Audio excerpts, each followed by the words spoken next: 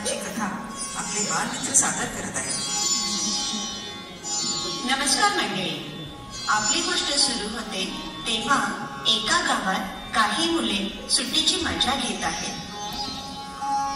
चला चला रे लवकर या रे, खेळू खेळ निराळे, रंग उधळूया चिंब भिजूया, मिळूनी आपण सारे.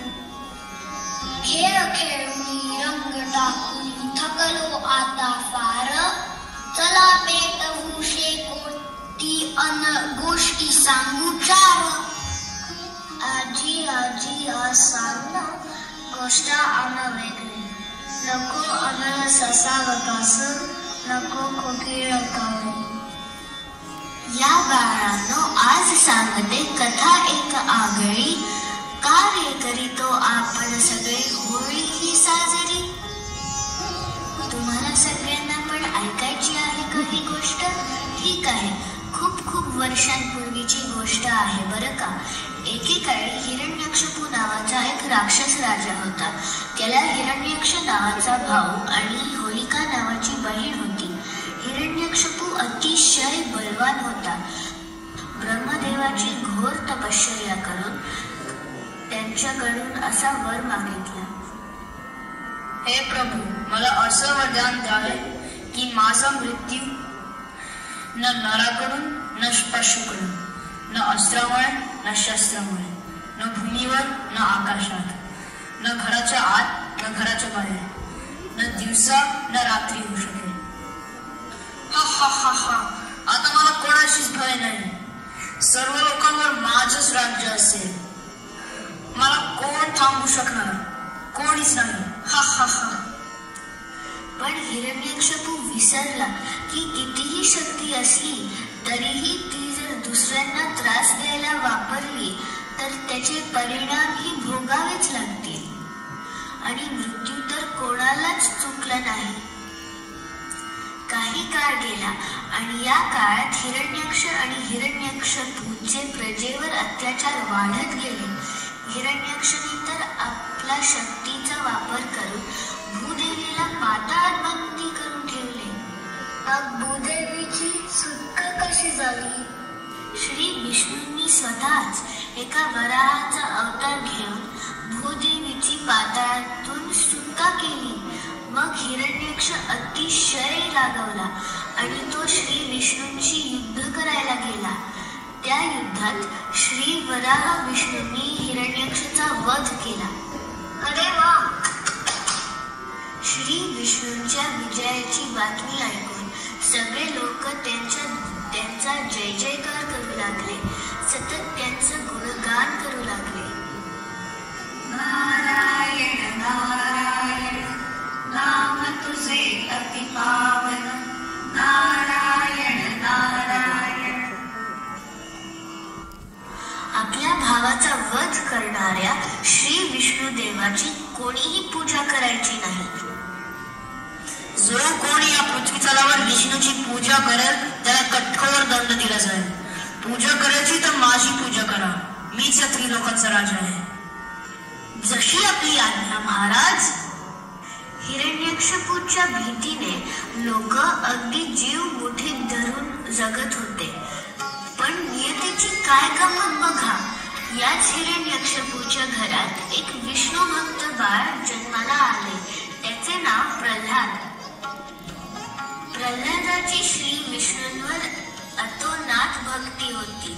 येता जाता त्याच्या मुखातून सहज उद्गार येत, हरिनारायण हरिनारायण. राजकुमार प्रल्हाद,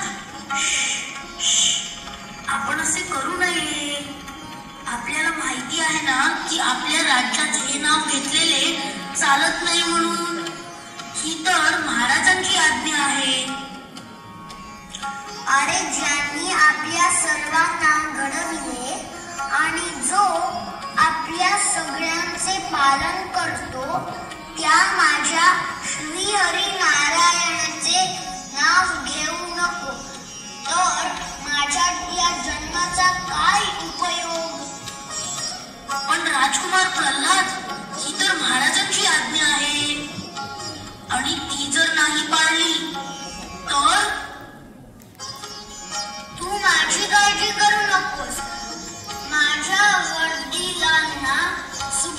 व्हावी म्हणून मी रोज प्रार्थना करतो. अखेर एक दिवस असा आलाच की प्रल्हादच्या वागण्याची बातमी हिरण्यकश्यपूच्या कानावर गेली. अरे बापरे, मग काय झालं? कुठे आहे तो प्रल्हाद? त्याला दंड करा. बुद्धी ठिकाणावर आली का त्याची? नाही अजून. ठीक आहे, चाकाचे फटके मारा. काही सुधार झाला? तुरुंगात टाका त्याला. मग घाबरत माझी क्षमा मागेल. महाराज, तुरुंगात कोंडून ठेवला आहे, पण राजकुमार प्रल्हाद डोळे मिटून सतत जप करत आहे. हिरण्यकश्यपूची बहीण होलिका त्याच्या इतकीच कठोर आणि क्रूर होती. महाराजांचा विजय असो. आपण असं दुःखी का दिसतं महाराज? काय सांगू होलिके, अगं माझ्या राज्यात कोणीही त्या विष्णूचं नाव घेणं धजत नाही, पण इथे माझाच मुलगा माझ्या कट्टर शत्रूची भक्ती करतोय. त्याला किती समजून सांगितलं, रागवलं, धमकवलं, दंड सुद्धा दिलं, पण काही उपयोग नाही. महाराज, अशा उद्धट मुलाला आता केवळ मृत्यूदंडच द्यायला हवा. महाराज, माझ्याकडे आहे एक नामी युक्ती. आपल्याला माहित आहे की मला अग्नीमध्ये दहन न होण्याचे वरदान आहे.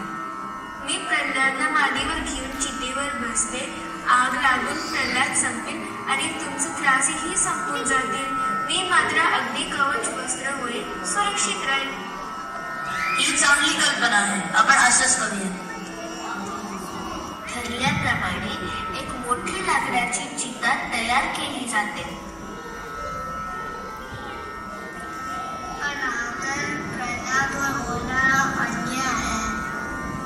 हो रे बाळा, सगळ्या लोकांच्या मनात अतिशय दुःख असते, पण अशा अत्याचारी बलाढ्य राजासमोर कोणाचे काहीच चालत नाही. माझ्याकडे आहे ही मोठा वरदान. या वस्त्रामुळे माझं छान रक्षण होईल अग्नीपासून. पण प्रल्हाद, त्याला कोण वाचवणार? कोणीच नाही.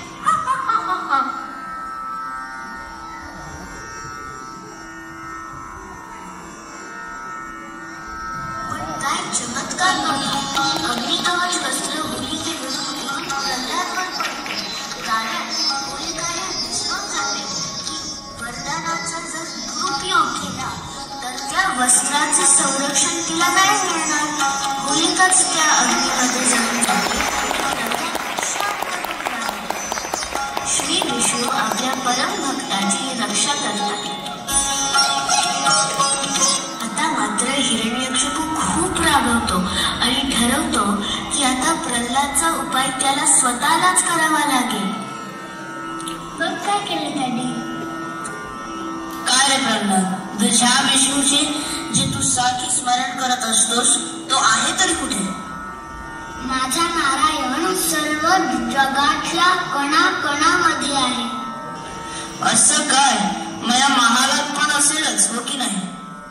छतावर, दारात, खिडकीमध्ये, इतकंच काय तर या खांबात पण असेल, हो की नाही?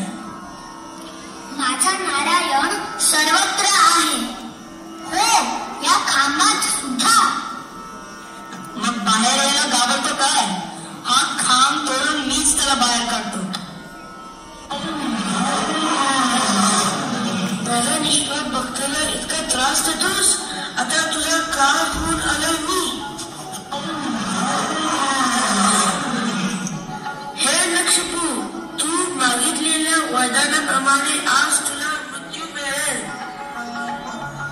न नराकडून, न पशुकडून, न अस्त्रामुळे, न शस्त्रामुळे, न भूमीवर, न आकाशात, न घराच्या आत, न घराबाहेर, न दिवसा, न रात्री. ओम नमो भगवते वासुदेवाय. वत्स प्रल्हाद, आजपासून तुला सगळेजण माझा परम भक्त म्हणून ओळखतील. तुझे कल्याण असो. नरसिंह